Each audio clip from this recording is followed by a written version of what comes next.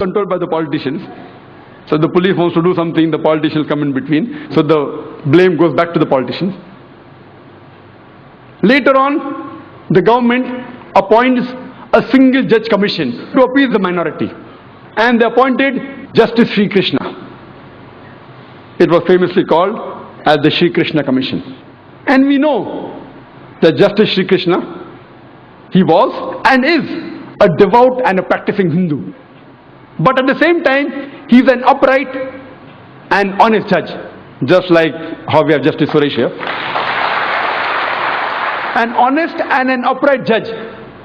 The verdict he gave, it did not go down the throat of the government. It takes a few years. And he had analyzed the full cases of the riots. He spoke with the politicians, with the police.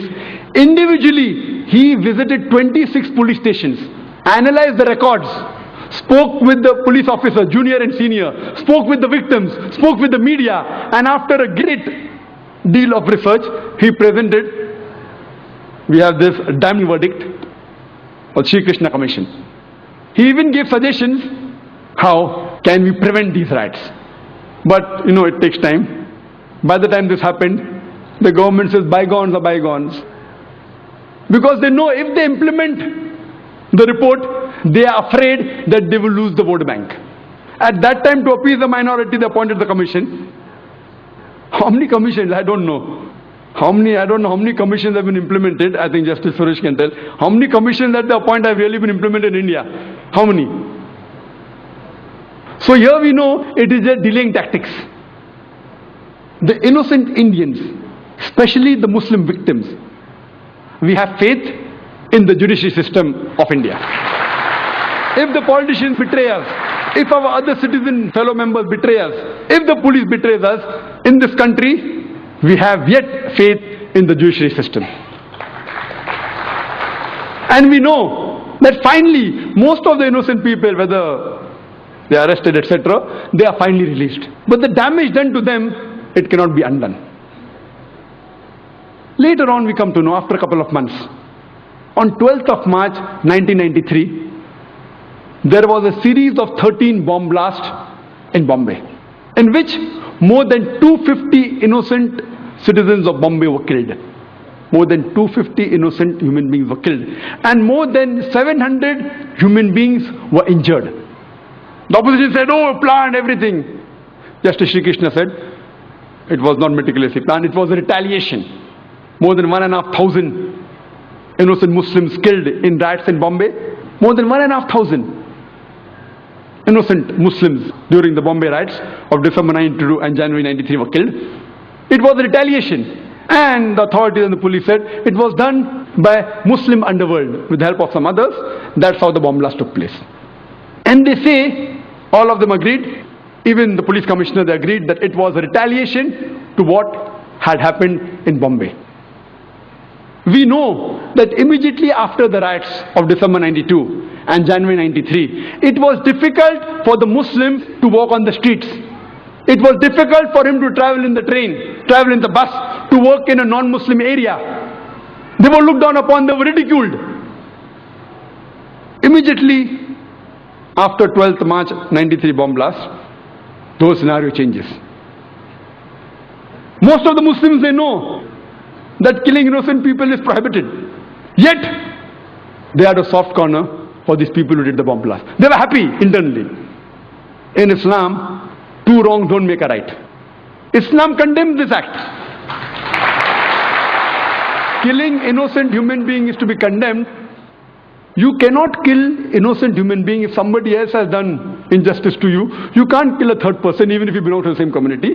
Islam prohibits that. Whoever did it, whether Muslims or non-Muslims, whoever killed more than 250 innocent human beings on 12th March 1993, Islam condemns it. Most of the Muslims knew that killing innocent people is haram, it is prohibited, yet they were internally happy. But you cannot use wrong means to reach a right goal. You cannot. Islam does not permit that you use a wrong method to reach a right goal. There cannot be any justification. We realize that Muslims are harassed, they were tortured, they were killed, but you can't justify the killing of innocent human beings. Imagine the family of those more than 250 innocent human beings. When they come to know that the Muslims have killed us, they will think, what kind of religion is this? What wrong did they do? Did they harass you? The person who has harassed you, if you catch him and put him to trial and he is a culprit and you punish him, no problem. All religions give you permission. The innocent people killed on the street, what wrong they did to you? Imagine he will become a permanent enemy of Islam. Islam does not justify the killing of any innocent human being. It is to be condemned. When we realize the chain of sequence of events, who is to be blamed? We come to know that prevention is better than cure. Who is to be blamed? When we see the sequence of events, we come to know that if the opposition politicians, the politician from the opposition party, if they would not have used Babri Masjid and Ram Janmabhoomi issue as a political plank, the Bombay bomb blast in 93 would have taken place. Later on, the politicians in power, they could have easily prevented the gathering. They could have easily prevented the destruction of the Babri Masjid. Easily. They had the Supreme Court verdict. They had the military, they had the police, but they were afraid that if we do it, we'll lose vote bank, so they let the destruction take place. Second people responsible are the politicians in power. Third people, the innocent Indians, they are instigated against the minority. And they involve in killing of thousands of innocent Muslims. They are too responsible. But they are innocent people. Fourth people responsible is the police. The police could have easily prevented the riots in Bombay or anywhere in India, easily.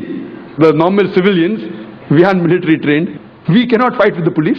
It's easy. It's very easy for the police of any city, especially Bombay, to prevent the riots. Very easy. Preventing terrorist attacks is difficult. I'll come to it later on. But riots is very easy. Easy. But they didn't do it. Some were afraid. There were a few who went out of the way and helped the innocent victims, but the majority were silent spectators. Some even were party to it.